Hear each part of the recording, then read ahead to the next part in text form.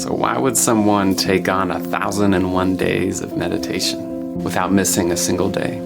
Greetings everyone, it's Jordan Parker. Welcome back to my channel. I was in one of the darkest places of my life right before I got started. I was having panic attacks, anxiety throughout the day. I couldn't sleep at night. I finally decided to go see a local healer who was a meditation teacher. And after working with me, she said, Jordan, I want to suggest that you do an hour meditation a day. And I was like, really? I was like, for how long? A month or two? She's like, no, for a year. It's like, okay, in good integrity, I cannot agree to that. But what I can do is 20 minutes a day.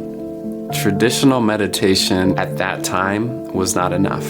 It felt like something was missing. What I started to use instead was loving kindness meditation, or what they call Metta. Loving kindness is meditation, and you're adding some mantra to it. Words of compassion, empathy, kindness for yourself, for the people around you. That was the missing piece for me as it relates to meditation, was going from meditation, traditional, to loving kindness. So I started with 20 minutes a day, and I agreed to do for 10 weeks for 70 days. And I used an app, which I love, called Coach.me to track my daily progress. We got 10 weeks in, and I said, you know what? All right, let's go for 100 days. Got to 100 days, and I was like, let's keep going. 365. Got to 1 year, which was pretty powerful. I said, let's do 500. Might as well. And once I got to 500, of course, my sights were set on 1,000.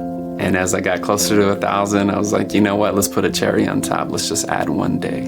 And I did. I got to 1,001 days without missing a single day, and doing 20 minutes or more every single day of loving kindness meditation, no matter what. If you've ever added any meaningful type of practice or commitment that takes 15, 20 minutes or more of your time and done it for that long, God bless you, hats off to you. What I can say is it's an extraordinary commitment. One way of thinking about a long-term commitment is like holding a glass of water in the air. It doesn't weigh that much, and you can do it fine for a minute or two. But 10, 15 minutes in, it's gonna get heavy. Half an hour in, you probably can't hold up your arm. I did not start this practice thinking I was gonna go 1,001 days. I said 10 weeks. And when I got there, I took the next step. And so I feel like psychologically that's the best approach to any of these things, is as small of a window as possible. For me, my favorite is 1 day at a time. Just gonna take it 1 day at a time. As I went along with this practice, the people around me started noticing things. People started noticing that I was softer. I didn't have quite the edge that they were used to with me. People noticed that I was showing up more for things. And I noticed these things too.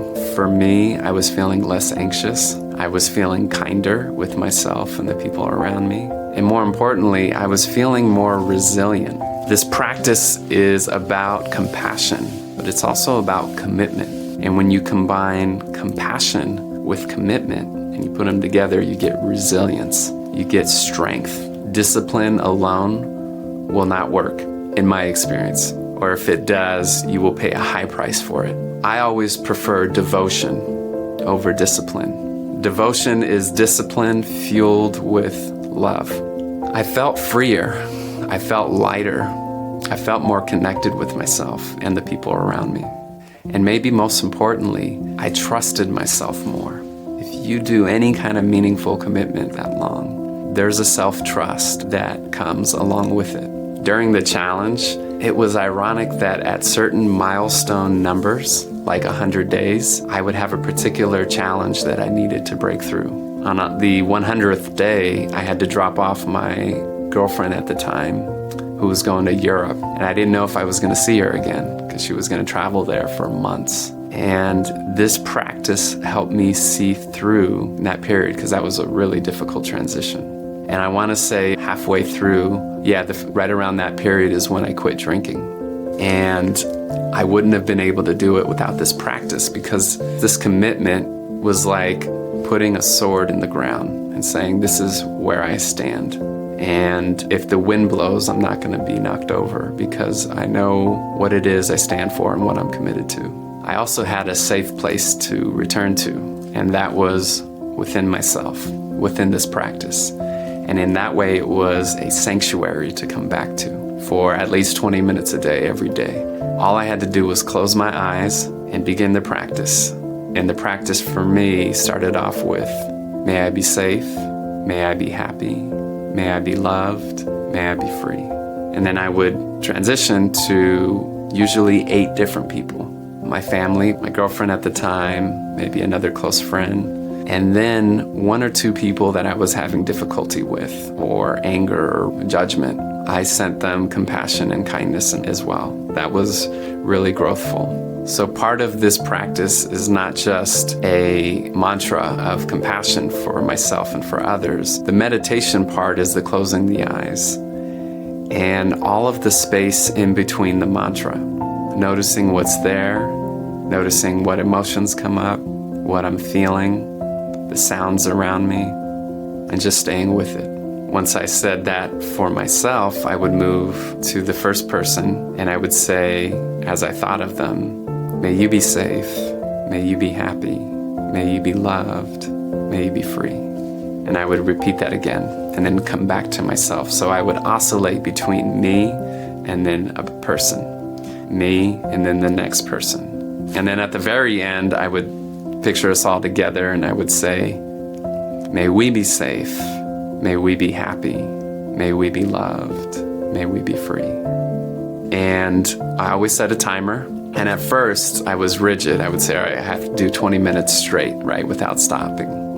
But then kind of life got in the way, and I eventually compromised and said, okay, I could do 10 minutes at some point and 10 minutes at another point, or 12 minutes here, 8 minutes there.